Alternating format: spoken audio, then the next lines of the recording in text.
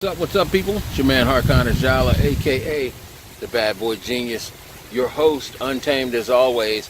And it's time for us to talk about this today. Let's talk about why black people need to be copying Mexicans instead of talking shit about them right now.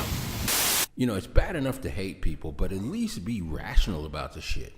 I mean, like, how the fuck are you gonna talk about Mexicans, make fun of Mexicans, tell Mexicans, get out of our country, and then spend $735 million just on beer on Cinco de Mayo?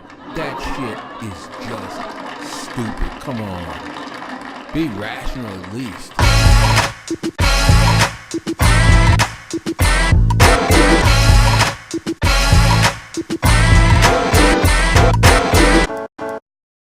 I've been seeing something that's kind of interesting a lot lately. I see a lot of black people making comments about Mexicans, talking about, you know, we don't need illegal immigrants and they're taking our jobs, and the Mexicans don't care about black people's issues, so why should we care about theirs? And, you know, I hear a lot of jokes about Mexicans.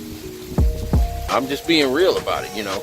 We got to call ourselves out when we're on some bullshit, and that is something that a lot of other channels won't do, and it's something that, quite frankly, black people, we have to do more of. Call ourselves out when we're in some bullshit. Because when I hear some black people talking about Mexicans and Hispanics, they sound like racist white people talking about black people. You feel me? Now, while you're mocking and talking shit, let me tell you why black people really need to start copying Mexicans and Hispanics instead of mocking them. I was talking to a Mexican lady today. She was the store manager at a McDonald's, and she told me something really, really interesting and something that African Americans need to take to heart. So I went into this McDonald's to get a caramel sundae because I hadn't had one in forever, and I was like, I just want a caramel sundae today. So I go in there, and it's the most efficient, clockwork running fucking McDonald's I'd ever been in my life. I look behind the counter, people were fucking moving, going at it, and it was all Hispanic. So I'm mentioning this to the lady who's the store manager. She said, yeah, you know, I'm really proud. Almost everybody in here is a member of my family, either my nuclear family or extended family. Now, listen to this. This is important for us to understand. She said, we had a plan, and it's taken us 10 years, but we're all doing well because of it. So here's what she said they did. Her nuclear family and some extended family, they all lived in the same house. I think she said 9 of them. And what they did is they all went out and they got jobs at McDonald's. They all worked their asses off, and they started moving up the ladder. So what ended up is, over a period of years, each time somebody moved up, they were able to hire somebody else in their family. There's a truck coming by, so sorry, I'm not far down the street from my house. You can kind of see, you know, it's a pretty popular area because the Prime 47's over there and what have you. So anyway, sorry about that. Anyway, as they moved up in rank at the McDonald's, they were able to hire more people from their family. And what they did is, so they kept their living expenses low. That's lesson number 1. They kept the living expenses low. They all stayed in the same house. And what they did is, lesson number 2, everybody pooled a large percentage of their money in, okay?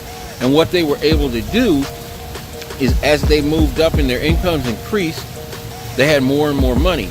They used that money not to go out and buy fucking BMWs and luxury cars and a bunch of clothes and high-priced shoes and stupid shit like that, consumer shit like that. They used that money to set aside to invest. Eventually, they had enough money to invest in purchasing, yes, you heard me right, purchasing a McDonald's. They basically bought it off of the owner of the McDonald's that they all worked at. Now, they own the McDonald's, and that McDonald's provides jobs for them and for people in their family, whether it's, you know, teenagers, college kids are able to make more money when they come back. They don't have to go out looking for jobs. They're able to make more money because they're more experienced. This whole family was in here making money. Now they have an asset that is paying them. And they become fucking wealthy. They become independently wealthy because they own the McDonald's. They own this franchise as an asset. So now they could hire other people and then they could stop working and then make the money coming in. But they're not doing that. Guess what they're doing? They're effectively doubling up. The money they have coming in from the McDonald's they own, they're setting aside so they can buy another McDonald's, and then they're going to buy another McDonald's. They're going to build a fucking financial empire that will keep them and their family secure for generations. And they started off doing this in menial work at McDonald's, work that a lot of people, including a lot of black people, think is beneath them.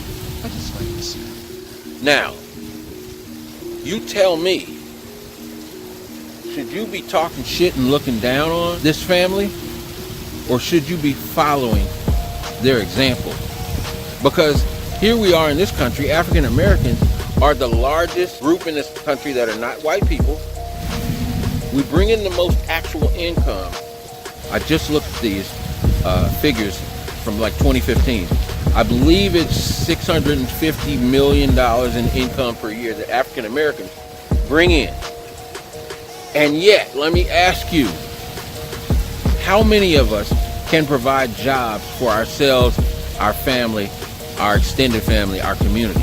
Huh? For the most part, all the way up to millionaire athletes, we're still just fucking employees, looking for jobs, trying to get paid off of jobs, and then taking the money that we work for and buying a bunch of consumer shit, right? Colin Kaepernick took a stand. He had a job. They took the job away from him. You feel me? Did we have any jobs to give him? Did we have a team? Do we have a football team that could give him a job? Do we have a football league that could give him a job, even though we make up like 80% of the fucking labor in the NFL and the NBA, et cetera, et cetera? You see where I'm going with this shit? Trust me when I tell you. Here's what it's all about. Mindset. Mindset. I just walked past, right down the street. You can't see it. It's around that corner there. I just walked past an incredibly high-end nail spa that an Asian family are opening up 2 days from now. It's not bullshit. It is high-end, and they are going to fucking kill it. A lot of you know I live in Carmel, Indiana, which is the most affluent crescent city or suburb in the Indianapolis major metropolitan area. Has the highest tax base. Look, people up here have money to spend. There are many millionaires that live here, Colts players. Jim Irsay lives here, the owner of the Indianapolis Colts, et cetera, et cetera. This is where you want to be for a nail spa that's high-end, is going to make a ton of money. An Asian family is opening it up. Where are black families doing this type of stuff? You go through, think about all the shit that black people purchase and consume. Hair weave, hair products, right? Fucking luxury cars, clothes, shoes, Jordans. I mean, you go down the line. Think about the shit that we consume, but particularly things that only we consume, or the majority of consumers, like hair weave and shit like that. Tell me why there are always other people who own the businesses that sell it to us. Because of mindset. We have the mindset of employees, people who want to go to a job and have somebody pay us money and then spend the fucking money as consumers. And I'm telling you, in order for us to not only, I won't even say just thrive, in order for us to survive in America, we're going to have to flip that script and adopt the mindset of entrepreneurial business owners. You've heard of Robert Kiyosaki? We got to move from the left side of the quadrant, of the cash flow quadrant, to the right side and become business owners and investors so that we can provide for ourselves. Because as I've said many times, Donald Trump's in office. Look, if you ain't figured this out in 400 years yet, there ain't no hope for you. Ain't nobody going to save us but us, okay? America's not trying to save African Americans, right? The general thing is like, hey, fuck it, we're tired of hearing you guys bitching, complaining, moaning, and acting entitled. Go save yourselves. Save your own community. And let me tell you, whether you like hearing it from them or not, they are fucking 100% right. They may be saying it for racist reasons, but it's 100% the truth. Ain't nobody gonna save us but us. It's up to us. So let's fucking get to it. Alright? So look, you tell me in the comments, am I full of shit? Am I wrong on this? Tell me in the comments what you think. Should we keep mocking Mexicans and Hispanics and other non-whites in this country? Talking about how they're coming into our country and taking our jobs and all that bullshit?